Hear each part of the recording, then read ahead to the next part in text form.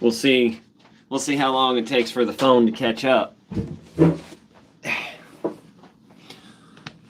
Howdy, howdy. Just getting this set up. If I can find the hole. I figured you're not as blind as Tim, so I probably don't have to make it too big. There we are. We're looking good. Go ahead and pause that. Yeah, everything's looking good. Sorry guys, just finalizing some of the final stuff. Oh, boom! Boom! We are back. Yeah. Nice. All right, let's do the check-ins, all that good stuff. Gary Farron, what's going on? Mark Curtis, Grant Tilley, hello y'all.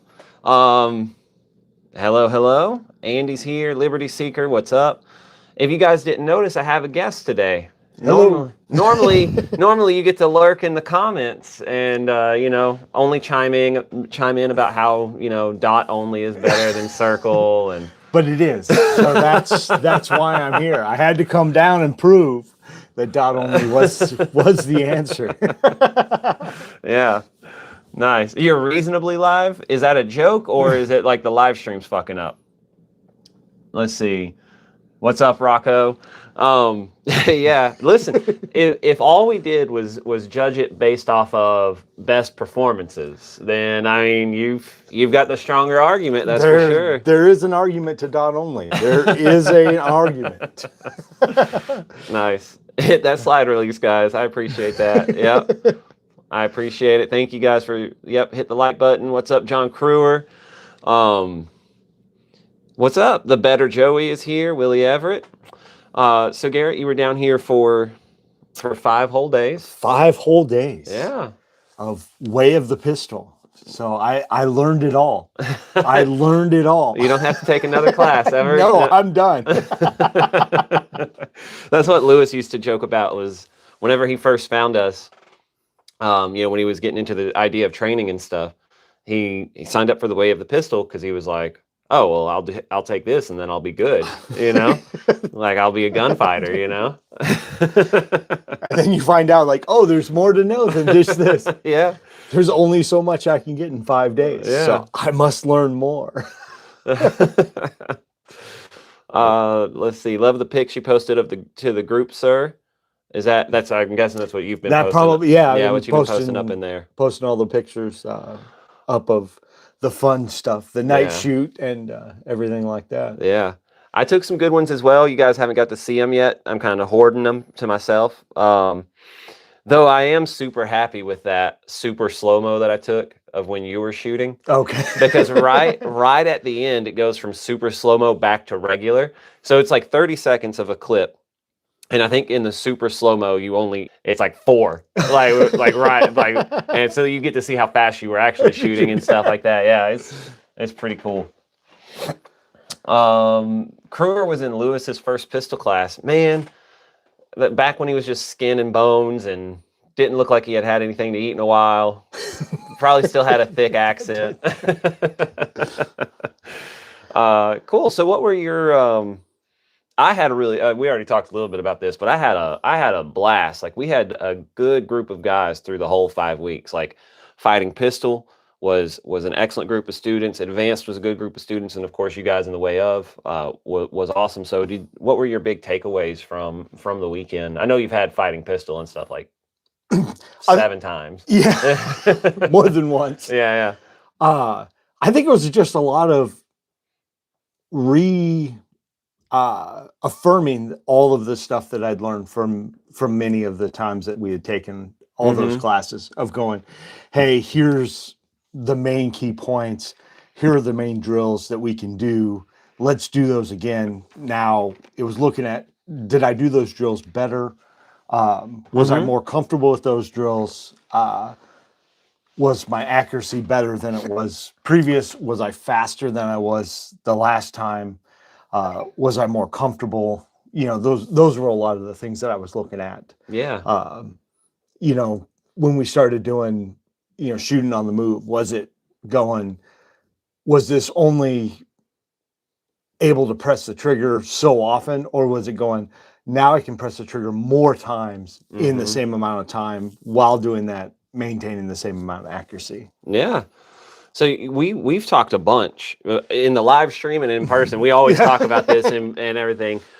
So taking like the skill focused training and everything like that, and then trying to implement them into this more of a defensive class. But before we get into that, how crazy do you think people should be? Because while you're talking there, you know, fighting pistol, you've had it a few times now, and you talked about, am I doing better? So, like, how crazy would someone be if they took a class? And we talk about taking notes and stuff like that all the time on the range, but it's like we don't use shot timers in fighting pistol. So how crazy would you be if you were like, okay, fast drills, like fighting pistol, November 11th and 12th, fast drills, 3 out, and then, you know, whatever, you know, all the drills talking about your accuracy or feelings, making a little diary on the range, you know. And so then that way, when you come back to the class, whether that's a year later, 2 years later, you have those notes and you can actively compare the improvements there. That sounds like that's one of those things where people talk about, like, this is how you should do it. And it's like this idealistic, like, you should have a notebook and you should write down everything you do on the range and and it's like, that doesn't work, you know, because it's the real world. So like, where's that balance there? You know, and a lot of it I find is a lot of classes I do take a ton of notes. Fortunately or unfortunately, however you want to look at it, is I'm the after action guy. You know, it's going like, I write my after action reports of going, hey, here's all the stuff that we went through. Here's the things that I learned. Why? Here's some of the key points to take away. And some of that is of the classes of going, okay, on this drill, this is what I did. This is how I did, you know, kind of thing.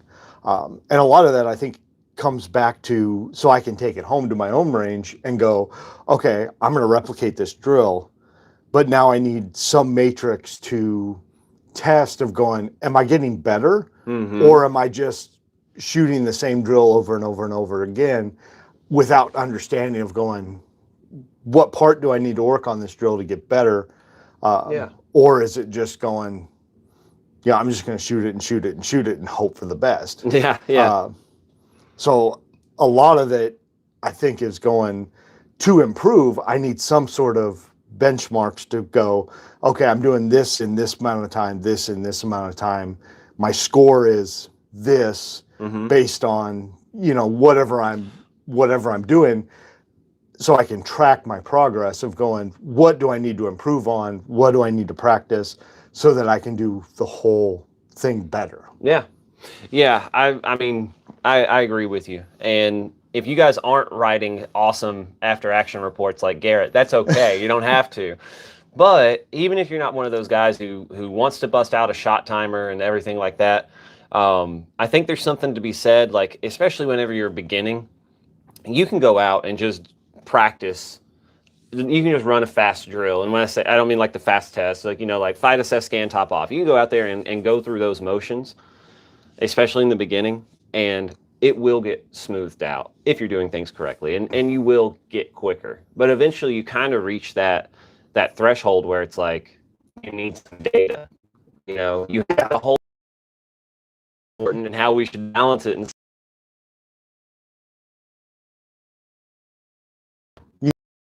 we were sitting on the couch, and while we were talking, I was like, we should just, I know I want to say the same thing, you know, but we were talking about like B8 targets and everything. And I think it's easy for us, you guys included, to look down our noses at drills that revolve around like a B8, because it's not realistic and stuff like that, right? But we all reach that point, especially if you're tactical response alumni, where like you've visualized this, that like that isn't a target, that's a person trying to kill you. Like, you've shot, if you've had force on force with us, you've shot at a human being with a sim gun, you know, all those things. And so once you've crossed that threshold, you've added that to your Rolodex. Sometimes you gotta bust out that B8 so you can hold yourself to like a quantifiable thing. You know? Well, and then you look at, even at the B8, and this is something I got from Givens, Mm-hmm. of going, if you look at the B8, you're going, okay, the X ring, it's like 1.5 inches Mm-hmm. in diameter, which is about the size of an eyeball. Hey, there you And then go. you go, the 10 ring is like 3 inches, which is, a good headshot. And then you have, a little bit wider, the 8 ring, which Mm-hmm. is like 5 inches, or the 9, or, the 10 ring, or whatever it is. But you're going, like, those rings have anatomical, Mm-hmm. Correlation. correlations to Mm-hmm. it. So it's going, well, if I shoot all in the 10 ring, that's like shooting all heart shots.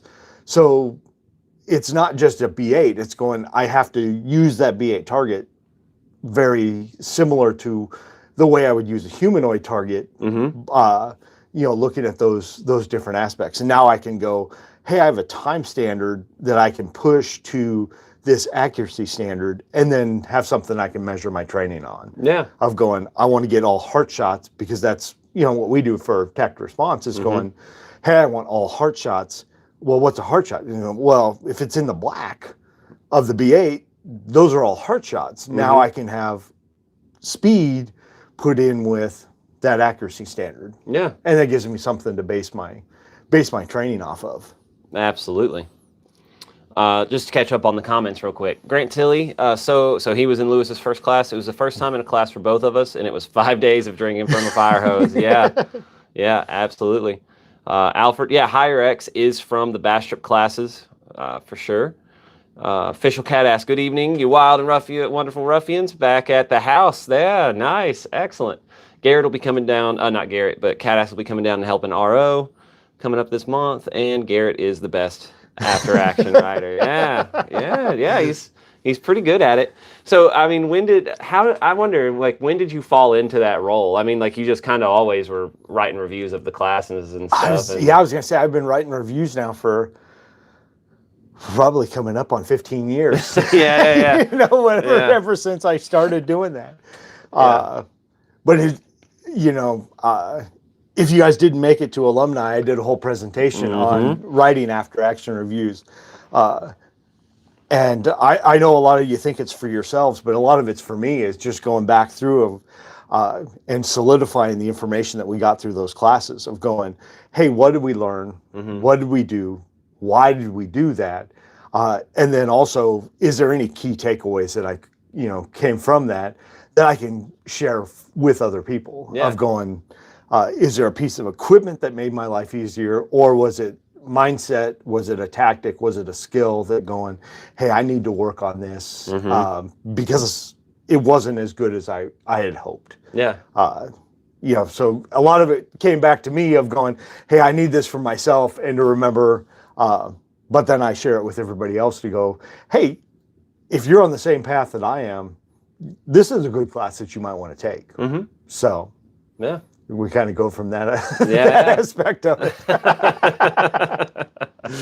Yeah, that's awesome. Guys, if you have any questions for Garrett, feel free to throw them out there. If the block of instruction wasn't called immediate after action reports, yeah, absolutely. 15 years, write a book. I'm working on it, Adam. I'm working on it. And Rocco enjoyed it. Yeah, no, there's an art to it for sure. So speaking of after action reports, this was your first time through advanced pistol. Yes, I know. Yeah. Amazingly enough, I had never been through advanced pistol. So can we expect a advanced fighting pistol? I think I might just do a way of the pistol and just kind of include everything in that aspect of it, of thinking of all the drills and what and why we did a lot of the things. When you write about the night shoot, just make sure you include that you came up, like, you helped with half of the. We shot half of the drills were what I wanted to do. Well, that's one of those things. I really enjoy low light stuff. That's one of those that I'm really into, of going, like, I like shooting low light, but then also in my what you want to call day job. Yeah. Is I teach low light stuff, so I'm really into that Mm-hmm. that kind of aspect of it. And it's going like, hey, here's some things that may be beneficial to some other people that I've learned over the years of going, you know, we've never been able to do this before, or this is hard to set up. Yeah. Yeah. You know, and as if you go on the alumni page, you'll see some of those photos of going, you know, we shot photonic barrier. Of if you've never shot a photonic barrier, it's going, oh, that's why I need to be able to aim my flashlight and aim my gun at the same time, or I'm not able to do those kind of things. Yeah. You know, or it's going, hey, I have a weapon light on my gun and a handheld light. How do I transition between, you know, the two different lights? You know, what are some of the techniques I need to do to get that done? Yeah. No, absolutely. That's something like I don't have a whole lot of low light training. And anytime that I have someone in class, especially when we're dealing with like a small class like we were, right? So 4 dudes in the way of, so not a whole lot of stuff, like plenty of time to do whatever, plenty of time to do whatever we want, right? And so whenever when I have someone like you in class or any of our multi-alumni, especially guys who also teach or anything like that, I have no problem with being like, hey, like, what do you think we should run? Or like, give me some ideas for some drills that are going to be beneficial and stuff like that. So yeah, I was very happy to, otherwise we would have got out at there at 6 and we would have left by 6:45. Yeah. William S., no notification again? Oh, dude. Damn. Yeah. Facebook is after us right now as well. I just got the notification the other day. It was like, hey, your page is no longer being recommended to new people. I'm like, oh. So anyway, yeah, it's YouTube's fault. But glad you made it anyway. If only we did it at the same time every week. Then it would be like consistent. Predictable. Predictable. There we go. A very predictable thing. Nice. Well, so talking about the skill-based stuff, you've taken a lot of skill-based classes. Yes. So whenever you try to, like, how do you go about implementing the skill-based stuff, and then you come back and you take a class like fighting pistol? Like, what are you thinking about? Like, okay, I remember doing the what was the test, the thing that I was just, the super what? The super test? The super test. Like when you're thinking about like, I just shot that super test the other day. I wonder if I can keep that in the A zone this time, you know, right? Like something like that. You know, a lot of it's going, I can go faster because I understand how my recoil management, how my trigger press, how my sights look while shooting those different, you know, standardized testing. So when we go back to the fighting pistol of going, hey, I'm aiming for the you know, chest box, which, you know, for us an A box is, I think 5 inches or roughly something like that, of going, that's the same as pretty close to the 9 and 10 ring on a B8 target, right? Of going, okay, I know how fast I can run this, right? You know, and then it's going, I'm going to push myself to go, where's that limit of going, I'm getting the majority, you know, if I'm shooting 5 to the chest, 1 to the head, I'm getting, you know, 4 in, you know, 3 seconds or 4 seconds or 6 seconds, you know, where am I at? And then am I comfortable with that? Not world-class time, but it's going, where, and then is that where I want to be, or is there something that I need to work on when I start on my practice of where are the things that I need to spend the majority of my time? Is it on my split times so I can go shoot faster, or is it going, hey, I need to really work on my draw stroke because my draw is, you know, 7 seconds to get the gun out, and that's not helping me at all. Yeah. So that would be one of those, you know, kind of aspects of that. So I just saw that the internet is wonky for some of these guys. So I'm gonna make sure that the phone is connected. You can keep gabbing if you want, but let me see what's going on here. See if everything's going on. Max, yeah, 5x5. Yes. Williams, is what we would call like the playing card drill, where you have a playing card up and it's from the holster, 5 rounds, 5 seconds, into a playing card at 5 yards. Just another one of those standards to look at of going, hey, is that what I need it to be? Am I able to do that? Where are my rounds at? Kind of aspect. And then if that gets too easy, looking at can I do that strong hand only? One-handed shooting, or is it support hand only? Can I do that 5 rounds in 5 seconds on a playing card in 5 seconds? Those are just kind of standards to look at of going, can I do this? And then what do I need to practice on? Do I need to practice with my support hand only? Do I need to practice with my strong hand only? Or am I pretty good at it? And then, something else that I need to look at. All right. I think we're looking all right on our end now, right? Like you're moving, I'm moving, I don't see the wheel of death popping up or anything. Yes, there is no wheel of death. Yeah. All right. So hopefully that fixed it, guys. It's better. Perfect. Oh, okay. YouTube has been down. Excellent. Awesome. Thanks, guys. Thanks for saying something. If it's an easy fix, I don't mind fixing it for you guys. Now, so now here's my follow-up question to that is just so we can mitigate some fears. Has doing all of these skill-based training classes or focusing on running these more, again, skill-focused drills, is it making you less proficient of a fighter? No, it is not. Is it taking away your ability to fight, assess, scan, and top off? It actually makes it better. For some reason, if you can shoot quicker, more accurately, a lot of the other stuff is easier to do. Yeah. I don't know where that comes from, but there's probably some mathematician out there like they'd be able to tell you why. Crunching the numbers right now. Yeah, dude. I think that's awesome. But the drill that we did at the end of the class today, I think that is that's like such a sweet spot where you take something that you want to practice anyway, and you can keep it. So when we talk about like skill-based training, of course you have the B8s, you can run like the fast test and 5x5s and this and that, build drills, yada, yada, yada. Of course there's those things out there and they're there for a reason. They're standardized. They push specific skill sets, so on and so forth.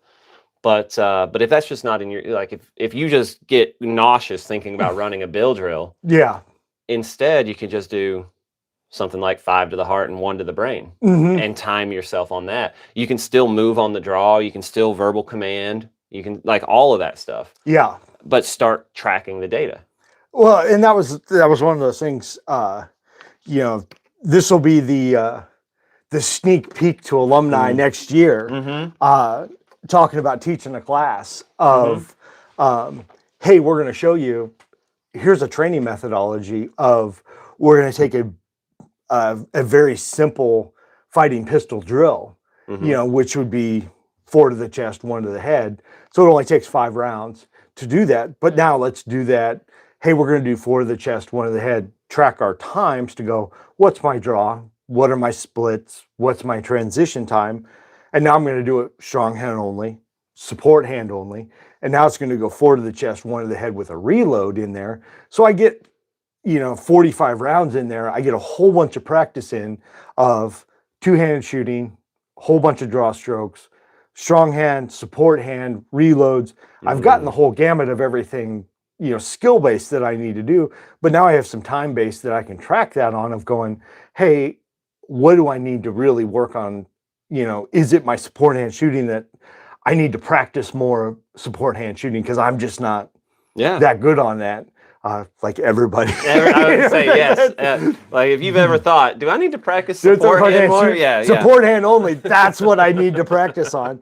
But then it gives you something to go in like, hey, if I do some dry fire practice or dry fire manipulations with my support hand, next time I go out to the range and I shoot the same drill, I have something that I can base my tracking, times off of going, hey, it took me 8 seconds last time. It took me 7 seconds this time. I'm getting better. Right. And I can feel good about that. And then maybe next time it's 6 seconds instead of 7 seconds.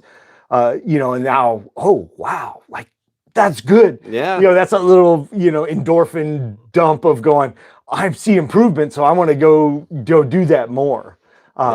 So that's one of those, kind of fun ones. And spoiler for everybody, that's what we had talked about doing for another class at alumni. Yeah. And I see Isaac in the booth here. Yeah. Hello, sir. Glad you could make it in, Isaac. Good to see you. Notice he didn't say great to see me. It's all right. He sees me on the live stream every week. So. I know. I hide very well. No, that's a I think there's a balance there, I think I've talked about it. Sorry guys. Garrett's here, so of course I'm going to talk about it again. But if all you do is skill-based training, then you're probably fucking up. And if all you do is, hey, shoot as slow as you need to make your hits, and like you're not pushing your limits and stuff like that, then you're probably messing up as well. Yeah. And our class is structured the way it is because we're giving people what they should go home and practice and stuff like that. Yeah. I'm not worried about getting like the dude who bought his gun 2 weeks ago underneath the shot timer and stuff like that, right? Yeah. I want him to build some confidence, walk away with like survival level of proficiency when it comes to this stuff. But yeah, the work comes in from going home and practicing, and eventually we all get on that path where it's like just doing the feel goods doesn't work anymore. Yeah. You have to actually start to get some data, Well, that's, or and that's pushing yourself and pushing yourself. And I would completely agree with that of going, if this is the first time that you've taken fighting pistol, go home and practice without a shot timer. Yeah. And say you got, 3 rounds in the heart and then 2 rounds outside. Next time, try for 4 rounds in the heart and 1 round. And then once you start getting to the point of going like, hey, I can consistently put 5 rounds in the heart. Okay, now that we've gotten to that level of proficiency, now it may be the time that I need to start looking at going, what's the time frame that I'm doing this in? So it's just that progression of going, hey, this is where I started. I get to a point where I need to start tracking the amount of time that it's taken me to do, said task, so that I can start improving. And I think that's with any kind of skill set. Yeah, of course. You start out going like, hey, if I can shoot 100% every single time, I'm not pushing myself, but I can't see if there's any improvement. Right. If I start shooting 100% at 5 seconds, or whatever the time frame is, if I can start doing that in 4.5 seconds and going like, hey, that's an improvement. Yeah. So those are kind of the two sides of it. So it's going, hey, I just took my fighting pistol class. Yep. And now I'm looking for, I just want to get them all in the heart. Right. And once I get them all in the heart, now it's going, how fast can I get them all in the heart? Yeah. Kind of aspect of it. Absolutely. You guys going to take a look at the Northern Lights at 10 p.m. The viewing conditions are good in Tennessee. I have already been conscripted into driving Heather around tonight, so we can try to find a good spot to look at the Northern Lights for sure. And Dale, what have you missed? It was just Garrett and I sitting here talking about, why skill-based stuff is important, because it's mindset, tactics, skill, and gear. Yes. So we just talked a lot about it. Garrett's like the, not that only alumni, but like, I tried talking to Lewis like back in the day about like, hey, I think it might be worthwhile to shoot like a bill drill every once in a while, and he's like, no, don't want to do that at all. Nice, very cool. And that's like when we look at all of those. I know during our fighting pistol class, there was even some stuff that came up that was gear based. We had some holster problems. That came up, and it's going because of a gear issue. It made training challenging. Yeah. So it's not that it's not important. It's going, hey, we need to be able to address these different issues at the different levels. mindset, of course, is, hey, that's the big chunk. Like if we can get that settled, then a lot of the other ones, fall into place. But at a certain point, you're going, there's gear that's better than other gear. Yeah. Like if I have my Uncle Mike's old holster that Right. doesn't have any, support to it or anything like that, that leads to I'm not able to do the other things because that holster holds me back. That if I change to something else, it's going to make it more beneficial to all of the other things that I'm trying to accomplish. Yeah. Yeah. No, absolutely. Mindset is something that, again, it's at the top and it's a little bit harder to work on. It's not like you can just go out and like practice your mindset, right? But having bad gear, particularly in a class, actively takes away from learning the other things. It takes away from learning the tactics or the skill-based stuff that you're trying to learn because you're more worried about like this goddamn holster. this problem, that problem. And that's one of those things. I know there's a group of us right now who are going to come up for small unit tactics in a little bit. And it's one of those things we're talking about some of the gear, and it was one of those things, kind of the argument of going, I would rather have it be communications is the first thing to break down. I don't want it to be a hardware issue of why communications break down versus a software issue. Yeah. If it's something that we can fix by going, hey, I need you to do X, Y, Z, that makes it a lot easier than going, my equipment doesn't work, and that's why we can't have this, So I'd rather have equipment that works, and then we can solve the problems of, the soft soft side of it, functionality. And that's the same when we go with holsters or guns or different things like that of going, hey, is it a hardware issue that the equipment is breaking and that's why we can't learn? Or is it a software issue of going, hey, it's because of something I'm doing? I would much rather fix a software issue than a hardware issue. Yeah, absolutely. Yeah, you just tell the guy to stop hot micing. Yeah, don't hot mic.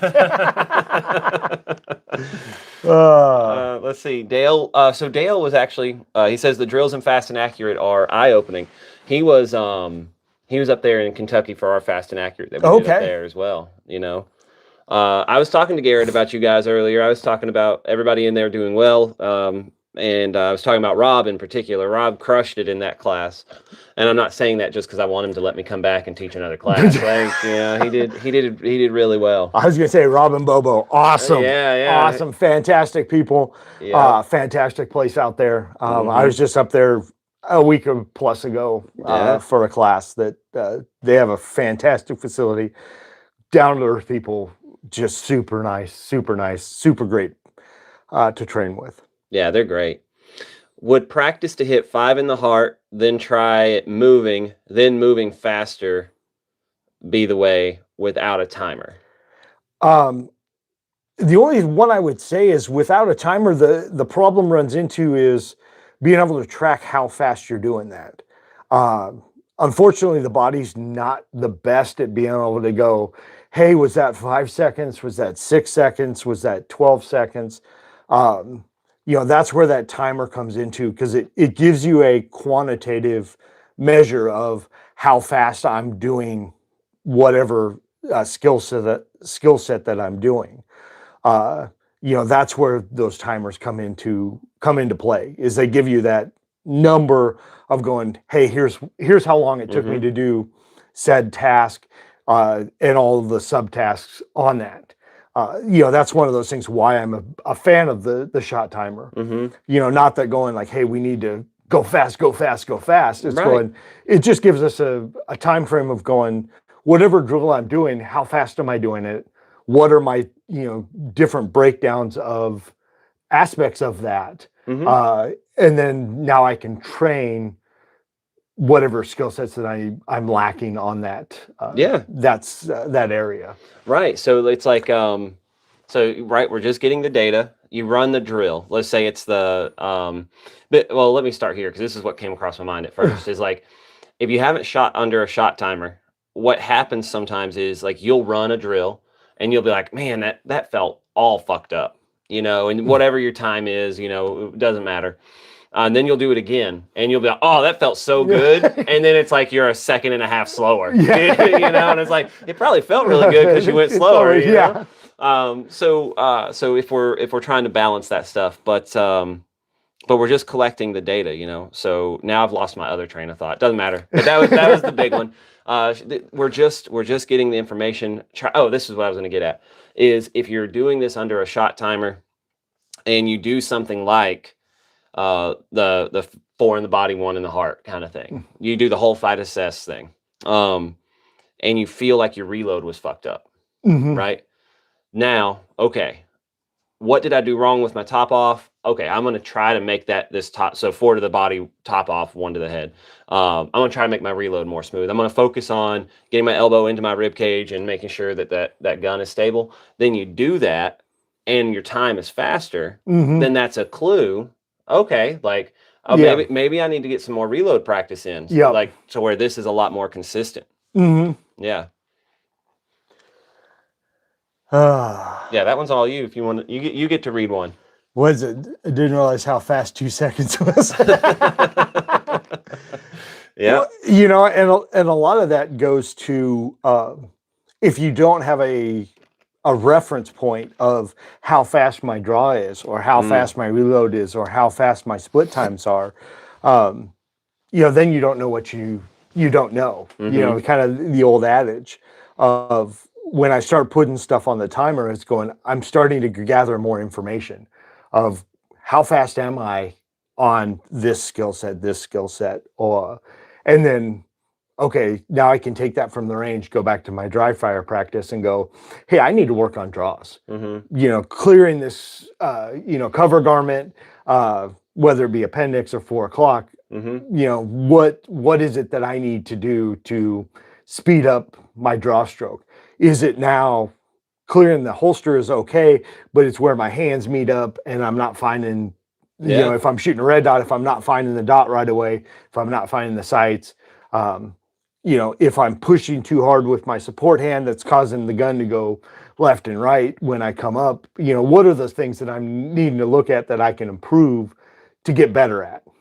So, yeah.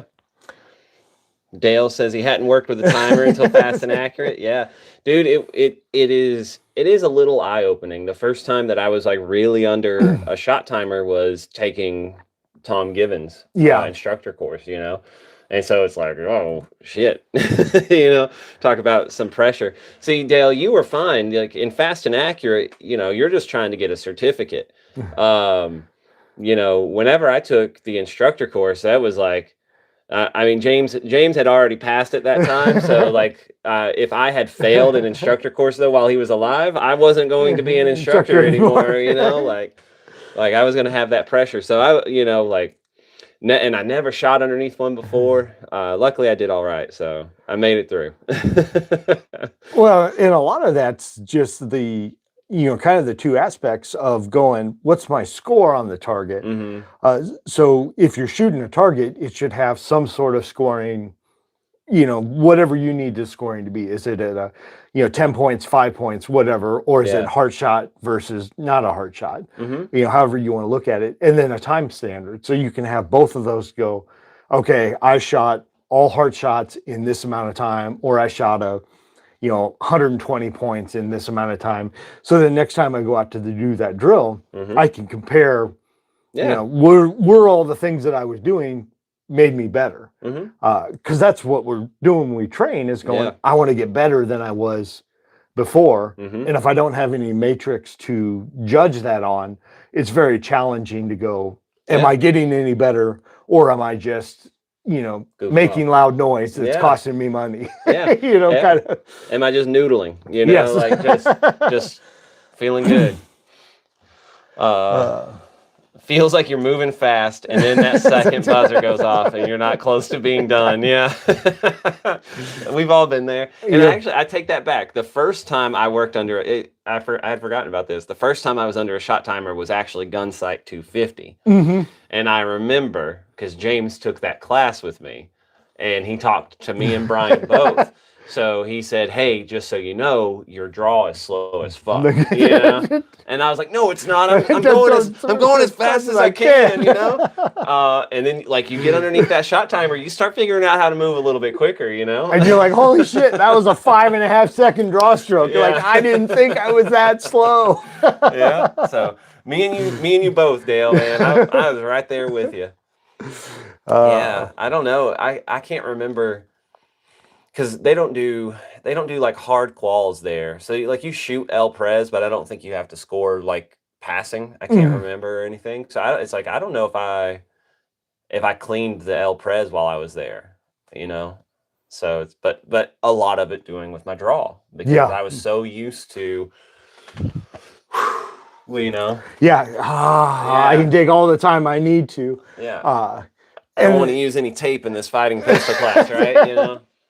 And that's one of those interesting ones. And there's been a lot of instructors that have said that. The one that comes to mind is like Chuck Pressburg of going, do the stuff that doesn't matter fast and do everything else controlled. So it's going, me getting the gun out and up, like that doesn't matter. Like I might as well do that as fast as I possibly can. And then I'm going to refine the sights to what I need to get the shot that I need to do. Yeah. So it's saying, do all the stuff that's not important as fast as you possibly can, and then do everything else at a speed that is appropriate for what you need to. Yeah. Then we start talking about, the different kind of, sights. Do I need a refined sight picture? Do I just need an appropriate sight picture, or is it a gross sight picture? Kind of, kind of aspect of that that side of it. But it's looking at those different methodologies of if me drawing the gun, if it takes 4 seconds to do that, why am I taking 4 seconds to do that when that's not helping in anything? Right. Me getting the gun out and slowly to the target, that doesn't help me at all. Why don't I do that as fast as humanly possible? And then I can refine my sight picture and then take whatever time I need to get my hits. I'm going to be faster because the motion part of it hasn't taken as long. Yeah. Yeah. James, when I was taking that class, he told me, he said, aim fast, shoot slow. Yeah. So yeah, got to get the gun on target as quickly as you're able to. And then you have a lot a lot more time. You have more time to worry about the sight picture and all that stuff. Jose Rivera, what's going on, man? Shot timer beep. 2 days later, dude, that's what it feels like. Yep. Especially when you start working at it, you don't realize, or you think you're going a lot faster than what you are, or what everybody's saying a 2-second first round shot into the heart of going 2 seconds is. I mean, it's not fast, but it's not slow either. No. And then you go to 1.5 seconds, you're going like that's a lot faster than what a lot of people realize. And then you're going 1 second, or a point, whatever 6 or what, that you start going into, and you're going like, oh shit, like there is a lot of, aspects of that of maybe I need to practice a lot on my dry fire draw stroke just so I can get that down. Yeah, dude. I definitely I ran into that today. So I'll tell myself with you guys, but Garrett was here, so we busted out the shot timer, and I my optic is messed up on my 17, so I'm rocking these big dots, and so it sits differently in the holster and this and that. Any number of excuses I could come up with. Long story short, I just haven't practiced enough. Yeah. And so I'm like, dude, I felt like I was just all over the place, So we practiced a little bit. I got it smoothed back out. And when I hit 1.5, I was like, all right, I'm good. I don't have to keep going anymore. It's like, I'm done. But it's interesting how quickly this stuff can go away if you don't work on it, And I don't. It's not that I don't shoot often. I go to the range. Well, I will say the only time I really shoot is when I'm demoing now. Yeah. I don't get out there as much as I should. And then when I go to demo a drill, I'm always shooting So I don't want to shoot super fast because the students will always try to Yes. like copy your speed, Yeah. right? I had Garrett demo fast, and I was like, "Hey, like don't shoot this fast because they're gonna try to copy you." You know, they're not going to be able to keep up with the rate of speed that your finger goes. So, but yeah, I could definitely see I had some. You got to get out there. You got to do the skill based stuff. That's the long and short of it, guys. Damn, we talked for 45 minutes about skill based training and why it's important. And we didn't even bring up pivots because that's the best drill ever. You're right. We didn't even talk about the pivots, man. Yeah, and this is one of those big ones that I love. I don't, you know, and I think it's just because I don't get an opportunity to shoot it a lot. But pivots are fun. Yeah. Dude, Garrett, I think the last, like every time you've been down here recently, it's been like, hey, we should shoot some pivots. We should shoot some pivots. And everybody has a great time doing it. They're like, oh, this is awesome. I don't get a chance to do that. Yeah. You're like, oh. So I'm just pushing it. So if you guys don't know, on a red range, we have like on one corner over there and one corner over there, the steel targets, and Garrett's all about getting that, having to work that whole like 181 degrees, you know. Shoot one target and then transition all the way across the range, so you're moving your body, moving your sights. You know, a little bit different than just going target to target if they're right next to each other. And it's getting your hips squared away with the target so that you can do all your, you know, recoil management. You can get your good sights on picture, you know, those kind of aspects. But it's just switching back and forth. And everybody's like, oh man, you make that look so easy. And it's like, well, yeah, I've done it once or twice. Yeah. Exactly. Yeah. Any weird or odd gear or anything show up in class recently? So I'll tell mine and then you can tell yours because I know, well, you do. Everybody has the same gear for you, right? So it's not weird. It was just unusual to have it happen this way. And that was, we had a staccato and fighting pistol. And then we had a new guy show up in advanced fighting pistol rocking a staccato as well. In fact, he had two staccatos. So day one of advanced, he was running whichever one. And on day two, he swapped to another. But I haven't had anything weird. We did have that. I didn't even shoot that from Frost, that dagger. Yep. So he brought a dagger down. You know, I hadn't had any experience with that. So I meant to try to shoot it. Have you messed with them much? A little bit, but not a ton. I haven't seen anything like weird and crazy. We had some, I guess I wouldn't say holster problems, but there were some holsters that had some caveats to them that it was just kind of like, how's the best way to work this? Yep. You know, and that's one of those interesting ones, which is much rather work out in a class of going, hey, this isn't the holster that I need to have because of this reason, or, you know, that reason of, you know, kind of aspect of it. But, you know, those kind of ones is training's a good way to work out of going, is this good equipment or is this bad equipment? Most of the time it comes up in low light when you start talking flashlights. You're going like, oh man, this Walmart special flashlight really stinks. Like it doesn't do the stuff that I wanted to do. You know, so that's one of those big ones that we talk about. Did the staccato pass the intro/safety break? Yeah, dude. They did fine. In all honesty, like those have done okay in class. I think we've had at this point, I swear it was like before this year, we had like 3 staccatos show up in class. And now like in this year alone, I'm like, shit, like we've had like 10 now, you know? So, but yeah, they actually do pretty good. I've only had one go down, like and I don't even know if it was user error or what, you know, was just something that.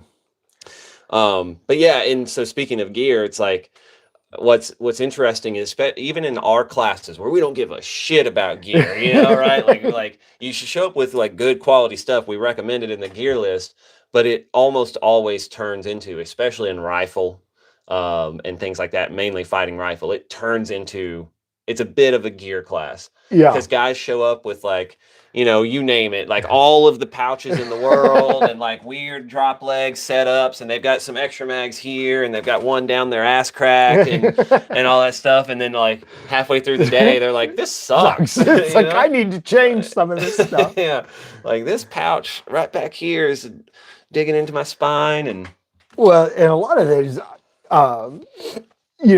once again, day job kind of aspect is I see a lot of people that show up to the range and you're going, why do you have it set up the way that, well, this is just the way that they told me to. And I was like, oh, let's run that for a half a day and then tell me what you think about it. And then usually they come back and they're like, this is not the way, I need to move this over here and this pouch doesn't work the way, or this thing doesn't work the way that at least I had thought that it was going to work. Exactly. There's a ton of that. And good thing is, fighting pistol, fighting rifle, whatever, fighting shotgun, you kind of figure out those things of the second time you take it, third or whatever, 15th. You learn of going like, hey, I kind of figured out what I need to do because this is what works the best, for what I'm doing. This gear is the most effective for what I'm trying to accomplish. Mm-hmm. Yeah. So. Should have a before and after pictures for rifle students with the amount of gear that you're not a bad idea. not wrong whatsoever. Yeah, I'll definitely keep an eye out for that. We had we did a rifle class not too long ago, and it was a group of 3 friends, the good dudes. So I'm not talking shit about them, but they had done a lot of skill-based training and stuff like that. So here's the detriment, right? Again, when all we ever do is skill-based stuff. Mm-hmm. So they show up with their cans and their short guns and their long guns and this and that and all the pouches and stuff, and all 3 of them, two of them, 2 out of 3, their cans just ended up they had like some hellacious problems from not being used to running them like that, And the one dude, he didn't have a problem with his can. He had a wrap on it. And I told him, I was like, hey man, like, just so you know, like sometimes, most of the time, every time, those catch on fire. Yeah, And he's like, it'll probably be all right. And I was like, okay, like, I don't know how much it cost you, but I would be doing you a disservice if I didn't bring it up. And it caught on fire, Yeah, here's $100 mistake. Yeah, exactly, So I always feel bad about it. Let's see. Dump. Yeah, exactly. We're coming up. We have a few minutes left. Yeah. Are there any questions that you guys have that either Joey or myself can answer that you're always wondering about? Yeah. I guess might be the next one to go into, because we've discussed skills and tactics and mindset and gear and everything like that. Yeah. We could sit here for hours talking about. Dude, we have. We've had 5 days of sitting around. 5 days of talking about all this kind of aspect of it. Yeah. Yeah, guys, if you have any questions, in particular, I mean, Garrett has a lot of information. He's trained with a bunch of guys. So if you have any training questions, anything like that, I'll tell him if he's wrong. I don't. He's not shy about that. And then I'll try to defend my position.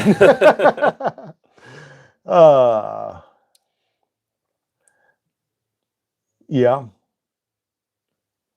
Oh, yep. Backup gun did a Staccato pistol and his backup with a Ruger. Both did fine. Yep. Yeah, those do fine.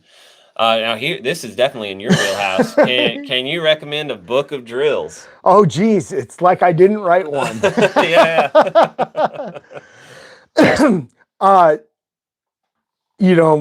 Of course, I did end up writing a book of drills, kind of just through all of the things that have come up. A lot of them that we would talk about is the test is one of the big ones that comes up. 10 rounds at 10 yards in 10 seconds at a B8 target. That's kind of just a standardized one. Excuse me. And then they just kind of go on from there. Ken Hacklethorne has a ton of them out there that go there. Any kind of qualification course that you can look up. If your state has a qualification course for either police, law enforcement, CCW, anything like that, just look at that qualification course up, and then you can take that to the range and go, hey, just let's see how I did, and kind of go forward from there.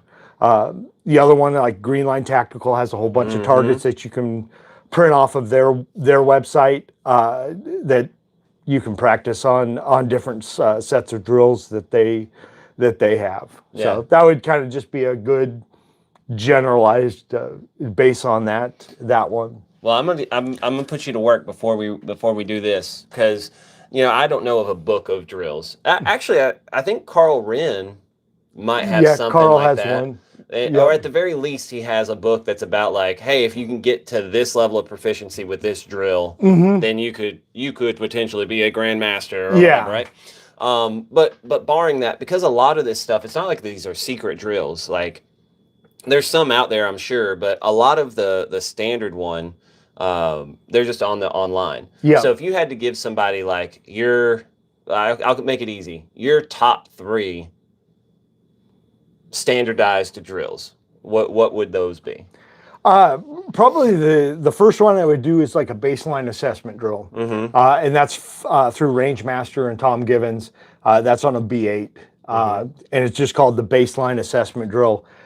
If you look that up, it should come up. Right. The next one would probably be the test, which is a Ken Hackathorn, kind of style test, and that's 10 rounds in 10 seconds at 10 yards on a B8.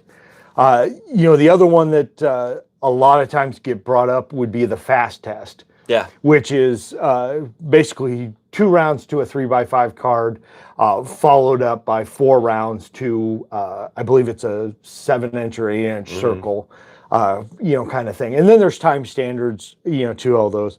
But those would probably be 3 very solid tests that if you took those 3, went to the range, practiced those, that would test pretty much all the skill sets that are out there. That baseline assessment does a pretty good job of it. That would hit a lot of those things that you would need to look at, and very simple. Yeah, those are all easy drills to set up. Like, even if you don't want to buy a bunch of B8s, the secret, if you just need the 8-inch circles, so B8 you kind of need the scoring range, but when it comes to like the fast test, you just go buy cheap paper plates. Yep. And like that's a similar enough thing. That's what we do in Fast and Accurate. Yeah. Well, I was going to say most of these targets have printable printable ones that I can go on the internet and go B8 targets, and then you can print them off on your computer. I buy the regular B8s because you can.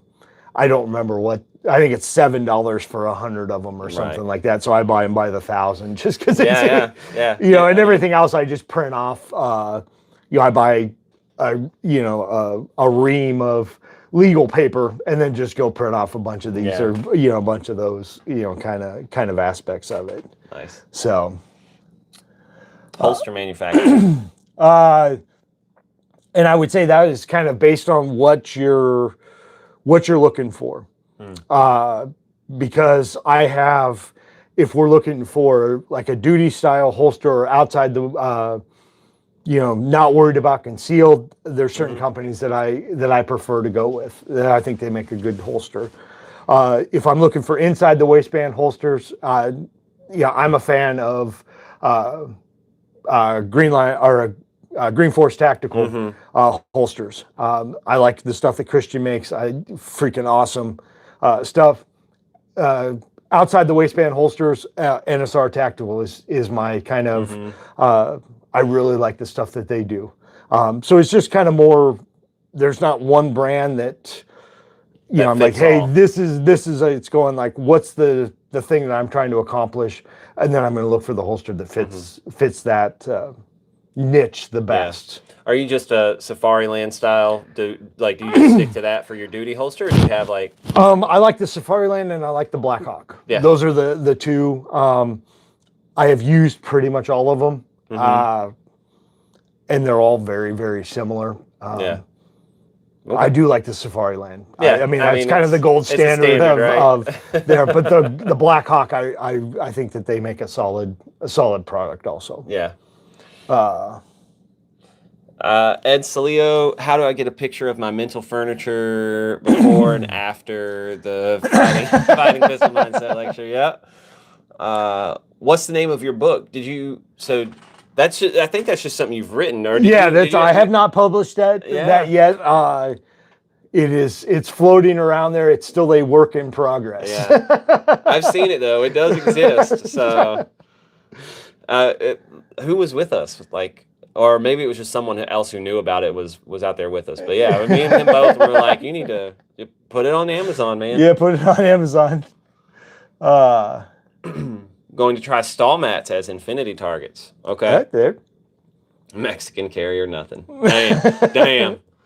I've seen too many people shoot themselves in the bad places by doing Mexican carry that I'm not a fan of it. Yeah. Nice. Let's see. Did I leave anything out? Doesn't look like it.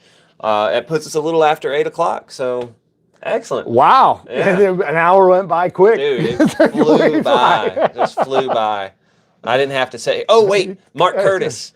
And Higher X, and who else recommended a song last week? Mark Curtis recommended FEAR, Fear by Testament. That was really good. It was actually a good Testament song. I talked about how I didn't really like Testament that much. So good recommendation. Higher X, I forgot, I knew who that guy you said was. It's like the country guy who makes like funny songs. So I didn't know about him. And then Cat Ass, that was the other one. Cat Ass, I did listen to yours as well. I'm not surprised that's what you recommended me. So just so you guys know, I listened to him. Only fear made it to the liked list. So do better next week, guys. And thank you for tuning in as always. I'll see you next week. And this is the way. This is the way. All right, Garrett, you got to vamp while I get up and press these buttons. Just keep repeating. You get another picture of my face. It's scary.